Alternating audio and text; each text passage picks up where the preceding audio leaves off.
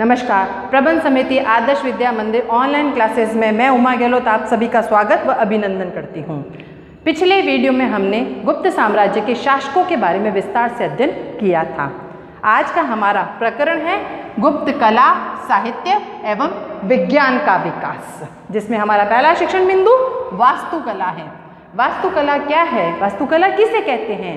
मंदिर निर्माण कला को ही वास्तुकला कहा गया है, जिसमें आज हम पढ़ेंगे मंदिरों की विशेषताएं कौन कौन सी है।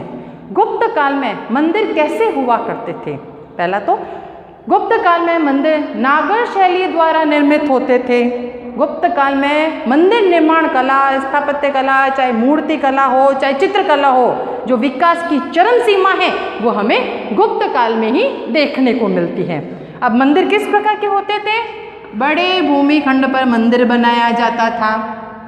मंदिर के इस तरफ यानी बाईं तरफ एक बहुत बड़ा शिखर हुआ करता था। त्रिभुज की आकृति का बहुत बड़ा शिखर हुआ करता था। उस शिखर पर गुंडी लगी होती थी।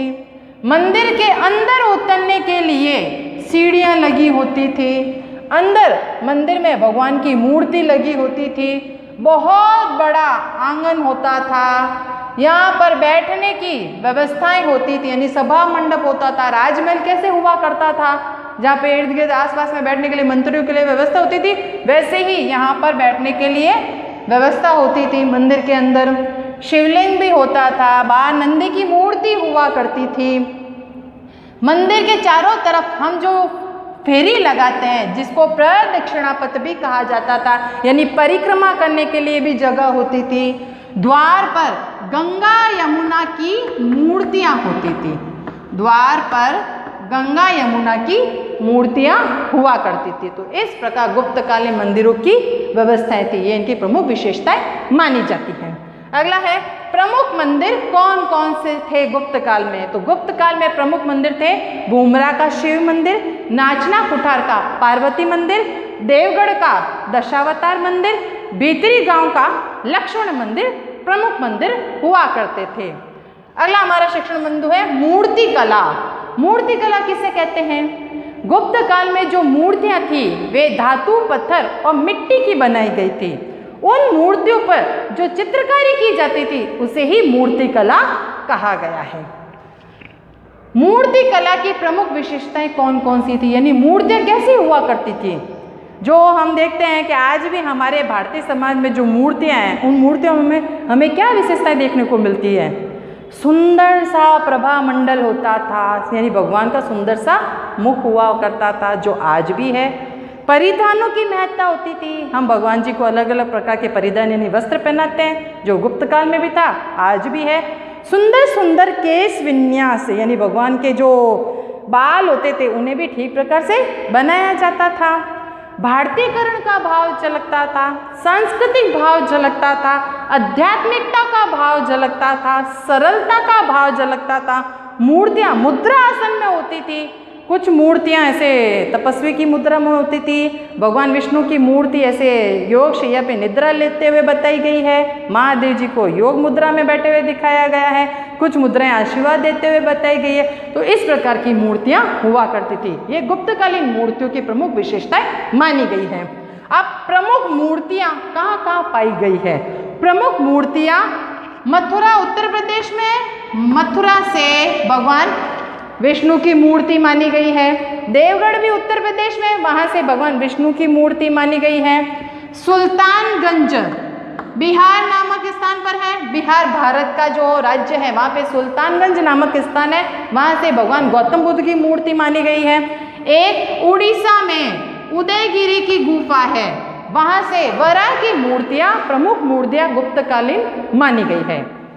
अगला हमारा शिक्षण बिंदु है चित्रकला। अब चित्रकला किसे कहा गया है? गुप्त काल में अजंता एलोरा बाघ की भित्ति चित्र, वहाँ पे कई प्रकार की गुहाएं हैं। गुहा यानी गुफाएं हैं, जिनकी दीवारों पर, उन दीवारों पर भित्ति चित्र यानी कई प्रकार की रेखाएं उकेरी गई है, चित्रकला की गई है, उन्हें ही भित्ति चित्रकला कहा गया है। अब चित्रों की विशेषताएं कौन कौन सी थी? गुप्त काल में जो चित्र हुआ करते थे वे कैसे हुआ करते थे? दीवारों पे हुआ करते थे, उन दीवारों पर अलग अलग रेखाएं खींची होती थी, उनमें बहुत सुंदर सुंदर सा रंग भरा होता था, विषय वस्तु की विविधता थी। यानी ऐसा नहीं है कि खाली स्त्री और पुरुष के ही चित्र हुआ करते थे, स्त्री पुरुष बच्चे बूढ़े युवक है, जानवर है, पशु पक्षी, प्रकृति से संबंधित चित्र, सभी प्रकार के चित्र वहां पर हुआ करते थे। ये गुप्तकालीन चित्रों की प्रमुख विशेषताएं होती थी। अजंता के चित्र, अजंता कहाँ पर स्थित है? अजंता भारत के महाराष्ट्र राज्य में स्थित है। अब वहाँ के जो चित्र थे वो भित्ति चित्र हैं। वहाँ पर किस प्रकार के चित्र पाए गए हैं? भगवान गौतम बुद्ध यानी बुद्ध और बोधिसत्वों के चित्र पाए गए हैं, जातक ग्रंथों के चित्र पाए गए हैं। गौतम बुद्ध की पत्नी थी यशोधरा, उनके चित्र मिले हैं, उनके पुत्र राहुल के चित्र पाए गए हैं, प्रकृति से संबंधित चित्र पाए गए हैं। अजंता में गुफा संख्या 16 है। यहाँ पर मरणासन राजकुमारी का चित्र बताया गया है। गुफा संख्या 16 में यशोधरा और राहुल के चित्र बताए गए हैं। गुफा संख्या 16 में माता और शिशु के चित्र सर्वोत्कृष्ट उत्कीर्ण किए गए हैं। गुफा संख्या 17 के चित्र को चित्रशाला कहा गया है। अब अजंता के अलावा बाघ की 9 गुफाएं कहाँ से प्राप्त हुई है? हमारा भारत का मध्य प्रदेश राज्य है। मध्य प्रदेश के उत्तरी हिस्से में ग्वालियर मध्य प्रदेश का जिला है। इसी ग्वालियर में बाघ की 9 गुफाएं प्राप्त हुई है। इन 9 गुफाओं में कैसे चित्र प्राप्त हुए हैं? इन 9 गुफाओं में लौकिक जीवन से संबंधित चित्र प्राप्त हुए हैं। लौकिक जीवन से संबंधित कैसे? जैसे गुप्त काल में जो मानव हुआ करता था वो उस समय कैसे कपड़े पहनता था, कैसा खान पान था, किस प्रकार का उनका उद्योग धंधा था, किस प्रकार का व्यवसाय चलाते थे, किस प्रकार के प्रसाधन सामग्री यानी सौंदर्य संबंधी सामग्री वो किस प्रकार की काम में लेते थे, उस समय की आर्थिक सामाजिक राजनीतिक दशा किस प्रकार की हुआ करती थी। तो उनके लौकिक जीवन से संबंधित जो सारी बातें हैं वो बाघ की 9 गुफाओं में उनके भित्ति चित्रों पर उकेरी गई है। तो ये गुप्तकालीन अजंता और बाघ की इन गुफाओं से जो चित्र प्राप्त हुए हैं उन्हें भित्ति चित्र कहा गया है। अब संगीत और नृत्य कला किस प्रकार की हुआ करती थी? संगीत कला गुप्त काल में कई मोहरें और मुद्राएं भी प्राप्त हुई हैं। उदाहरण जैसे समुद्रगुप्त गुप्त शासक थे जिनकी कई मुद्राएं और मोहरें प्राप्त हुई है। उन मोहरों पर उन्हें वीणा बजाते हुए बताया गया है। इससे पता चलता है कि समुद्रगुप्त संगीत के अद्वितीय प्रेमी थे। कई मुद्राओं पर भगवान शिव की नटराज की मूर्ति उत्कीर्ण है, जिससे पता चलता है कि भगवान शिव तो नृत्य कला में उदाहरण के तौर पर महारता हासिल किए हुए थे। तो उन्हीं नटराज की मूर्तियों को देखते हुए गुप्त काल में जो वहाँ के नागरिक थे, गुप्त कला के जो नागरिक थे, वो नागरिक भी नृत्य के अत्यंत ही शौकीन हुआ करते थे। तो ये गुप्त काल में संगीत और नृत्य कला यानी वास्तुकला के क्षेत्र में मंदिरों की विशेषताएं और प्रमुख मंदिर कौन कौन से थे? मूर्ति कला के क्षेत्र में मूर्तियां धातु पत्थर और मिट्टी की बनाई जाती थी। तो प्रमुख मूर्तियां कौन कौन सी थी? चित्रकला के क्षेत्र में अजंता और बाघ की 9 गुफाओं से कौन कौन से ये भित्ति चित्र प्राप्त हुए, उनसे संबंधित आज हमने जानकारी प्राप्त की है।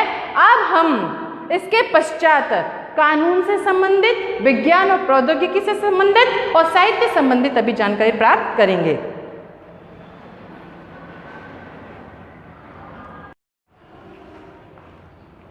अब हम गुप्त काल में साहित्य, गुप्त कला में हिंदू विधियों का संकलन, नालंदा विश्वविद्यालय, विज्ञान और प्रौद्योगिकी के बारे में विस्तार से अध्ययन करेंगे।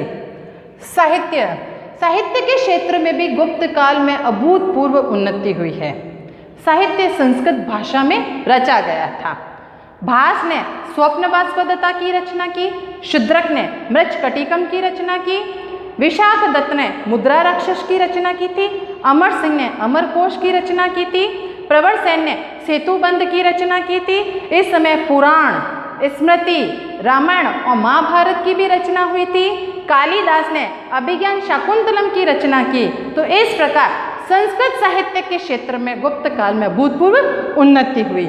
अगला, गुप्त काल में हिंदू विधियों का संकलन, विधि यानी कानून का संकलन कौन कौन सी स्मृतियों में किया गया है? देखिए, एक तो थी नारद स्मृति, एक थी बृहस्पति स्मृति, एक थी कात्यायन स्मृति, एक थी याज्ञवल्क्य स्मृति। इन चारों स्मृतियों में सबसे श्रेष्ठ स्मृति याज्ञवल्क्य स्मृति रही है। क्यों रही है? देखिए, पहले तो नारद स्मृति में हमारा व्यवहार, हमारे न्यायिक विचार कैसे हैं उनके बारे में बताया गया है। बृहस्पति स्मृति में दीवानी और फौजदारी कानूनों का संकलन किया गया है। कात्यायन में कानून के 4 अंग बताए हैं: धर्म, चरित्र, राज्य शासन और व्यवहार। ये कानून के 4 बातों का उल्लेख कात्यायन स्मृति में किया गया है। लेकिन याज्ञवल्क्य स्मृति में हमारा धर्म, हमारा समाज, प्रायश्चित, राज्य शासन, विधि, वर्ण व्यवस्था, आश्रम व्यवस्था, जितनी भी बातें हैं उन सभी बातों का उल्लेख याज्ञवल्क्य स्मृति में किया गया है। तो साहित्य के क्षेत्र में इन हिंदू विधियों का संकलन भी गुप्त काल की महत्वपूर्ण देन मानी गई है। नालंदा विश्वविद्यालय। नालंदा भारत का प्राचीन शिक्षा का प्रमुख केंद्र हुआ करता था। नालंदा विश्वविद्यालय, नालंदा भारत का प्राचीन शिक्षा का केंद्र हुआ करता था। नालंदा विश्वविद्यालय की स्थापना गुप्त शासक कुमारगुप्त द्वारा संपन्न करवाई गई थी। कुमारगुप्त प्रथम द्वारा संपन्न करवाई गई थी। कहाँ करवाया? भारत का बिहार राज्य है, वहीं पर नालंदा विश्वविद्यालय की स्थापना की गई थी। यहाँ पर टीचर्स और स्टूडेंट की संख्या 10,000 से भी ज़्यादा थी। शिक्षक और विद्यार्थियों की संख्या 10,000 से भी ज़्यादा थी। यहाँ पर उद्योग, शिल्प, व्यापार, वाणिज्य, संस्कृत, व्याकरण, तर्क, वितर्क, ज्ञान, विज्ञान सभी प्रकार की शिक्षा यहाँ पर दी जाती थी। यहाँ पर पुस्तकालय की भी व्यवस्था थी और जो प्रिंसिपल थे उनको कुलपति, स्थिरमति और शीलभद्र के नामों से जाना जाता था। अगला, विज्ञान एवं प्रौद्योगिकी का विकास। विज्ञान और प्रौद्योगिकी क्षेत्र में भी गुप्त काल ने अभूतपूर्व उन्नति की है। देखिए, गणित, ज्योतिष, खगोल, रसायन, आयुर्वेद और शल्य चिकित्सा के क्षेत्र में गुप्त काल ने उन्नति की है। गणित के क्षेत्र में आर्यभट्ट ने महत्वपूर्ण योगदान दिया है। आर्यभट्ट ने शून्य का आविष्कार किया। उन्होंने बताया पृथ्वी गोल है और अपनी दूरी पर ही चक्कर लगाती है। दूसरा, भास्कर प्रथम थे। भास्कर प्रथम ने आर्यभट्ट का ग्रंथ था आर्याष्ट शतक, उस पर टीका लिखी है। भास्कर प्रथम ने वर्गमूल और घनमूल निकालने की भी विधि बताई है। इसके अलावा ब्रह्मगुप्त थे। ब्रह्मगुप्त ने भी गणित के क्षेत्र में महत्वपूर्ण योगदान दिया है। ब्रह्मगुप्त ने खंड खंडकीय और गुरुत्वाकर्षण के सिद्धांत का प्रतिपादन किया। इसके अलावा ज्योतिष के क्षेत्र में वराहमिहिर का योगदान महत्वपूर्ण है। वराहमिहिर ने भारतीय और यूनानी ज्योतिष का समन्वय कर लिया और उन्होंने पॉलिश का सिद्धांत का प्रतिपादन किया था। पॉलिश के सिद्धांत का प्रतिपादन वराहमिहिर ने किया था। उन्होंने बृहत संहिता और बृहत जातक ग्रंथों की रचना की थी। खगोल के क्षेत्र में भी वराहमिहिर का योगदान महत्वपूर्ण माना जाता है। रसायन के क्षेत्र में नागार्जुन का योगदान महत्वपूर्ण माना जाता है। नागार्जुन को भारत का आइंस्टीन कहा गया है। नागार्जुन को भारत का आइंस्टीन कहा गया है। नागार्जुन ने पारद का आविष्कार किया। नागार्जुन को सोने चांदी द्वारा रोगों का निवारण किस प्रकार किया जाता है उसका ज्ञान नागार्जुन को था। आयुर्वेद के क्षेत्र में बाघभट्ट का योगदान महत्वपूर्ण माना जाता है। बाघभट्ट ने अष्टांग हृदय नामक ग्रंथ की रचना की। बाघभट्ट को शरीर में कहीं पे भी पीड़ा हो रही है, उन पीड़ाओं का ज्ञान बाघभट्ट नाड़ी पर हाथ रखकर ही पहचान जाया करते थे और इन सभी रोगों का निवारण किस प्रकार किया जाता है उसका ज्ञान बाघभट्ट को था। शल्य चिकित्सा के क्षेत्र में धन्वंतरी, चरक और सुश्रुत ने महत्वपूर्ण योगदान दिया। चरक ने तो चरक संहिता की रचना की थी। एक खोपड़ी मिली जिस पर बहुत सारे छेद थे, कुछ छेद भरे हुए थे और कुछ छेद भरे हुए नहीं थे। जो भरे हुए छेद थे इससे पता चलता है कि गुप्त काल में जो विद्वान थे, शल्य चिकित्सक थे, उनको ऑपरेशन करना भी आता था। तो इस प्रकार गुप्त कला साहित्य विज्ञान के क्षेत्र में, यानी साहित्य, हिंदू विद्या, शिक्षा के क्षेत्र में नालंदा विश्वविद्यालय की स्थापना करके विज्ञान के क्षेत्र में, प्रौद्योगिकी के क्षेत्र में गुप्त काल ने महत्वपूर्ण योगदान दिया। तकनीकी के क्षेत्र में भी गुप्त काल ने महत्वपूर्ण योगदान दिया है। उदाहरण, हमारे भारत की राजधानी दिल्ली है, वहाँ पर पास ही में मेहरौली नामक स्थान है। दिल्ली मेहरौली में एक लोह स्तंभ है जो आज तक बिना जंग लगे हुए अक्षत तक खड़ा है। इससे पता चलता है गुप्त कालीन लोगों को धातुओं को पिघलाकर रासायनिक क्रियाओं द्वारा कोई भी चीज वे बना सकते थे, उसका ज्ञान गुप्त काल के लोगों को था।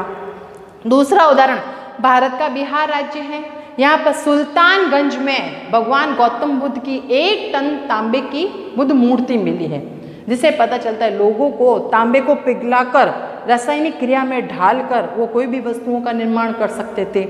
तो इस प्रकार गुप्त काल के लोगों को तकनीकी के क्षेत्र में भी अभूतपूर्व ज्ञान था। गुप्त लोगों ने गुप्त कला के क्षेत्र में हो, साहित्य के क्षेत्र में हो, चाहे विज्ञान के विकास के क्षेत्र में हो, गुप्त काल के लोगों ने अभूतपूर्व विकास ही किया है। धन्यवाद।